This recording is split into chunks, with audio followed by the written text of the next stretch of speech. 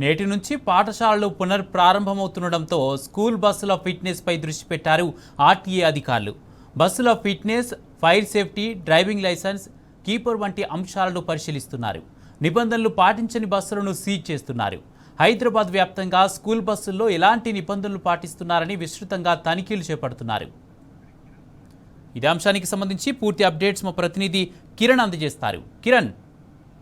కుమార్, ప్రధానంగా ఈ రోజు నుంచి ఇటు కళాశాలలు ఏదైతే స్కూళ్లు కూడా పునఃప్రారంభం అవుతుండడంతో ఆర్టీ అధికారులు, రవాణా శాఖ అధికారులు హైదరాబాద్ లో విస్తృతంగా స్కూల్ బస్సుల పైన కొరడా జరిపిస్తా ఉన్నారు.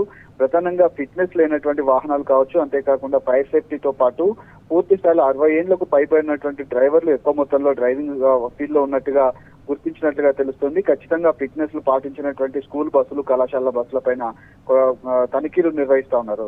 హైదరాబాద్ వ్యాప్తంగా ఉన్నటువంటి నాగోల్ కావచ్చు, ఉప్పల్ కావచ్చు, రంగారెడ్డి జిల్లా పరిధిలో ఉన్నటువంటి కొన్ని ఏవైతే ఉన్న స్కూల్ బస్సులు ఉన్నాయో వాటి అన్నింటిలో కూడా పూర్తి స్థాయి తనిఖీలు కూడా చేపడుతున్నటువంటి పరిస్థితి మనకు కనిపిస్తుంది. ముఖ్యంగా ఈ వారం రోజుల పాటు ఖచ్చితంగా ఫిట్నెస్ లేనటువంటి వాహనాలను కూడా సీజ్ చేసేటువంటి అవకాశం అయితే మనకు స్పష్టంగా కనిపిస్తుంది. ఈ రోజు పూర్తి స్థాయిలో ఏదైతే ఎన్ని వాహనాలు సీజ్ చేశారు, ఏంటి అనే దానిపైన కూడా సాయంత్రం వరకు ఒక క్లారిటీ వచ్చేటువంటి అవకాశం అయితే కనిపిస్తుంది. గత 15 రోజుల నుంచి రాష్ట్ర ప్రభుత్వంతో పాటు ఇటు రవాణా శాఖ అధికారులు కూడా ఎక్కడికక్కడ తనిఖీలు కూడా చేపట్టడం కూడా హెచ్చరికలు జారీ చేసినప్పటికీ ఏ ఒక్క కాలేజీ కూడా ఇప్పటి వరకు, కళాశాలలు కావచ్చు, స్కూళ్లు కావచ్చు, ఏ ఒక్కటి కూడా ప్రస్తుతం ఉన్నటువంటి సిచ్యువేషన్ లో ఫిట్నెస్ లు పాటించట్లేదు.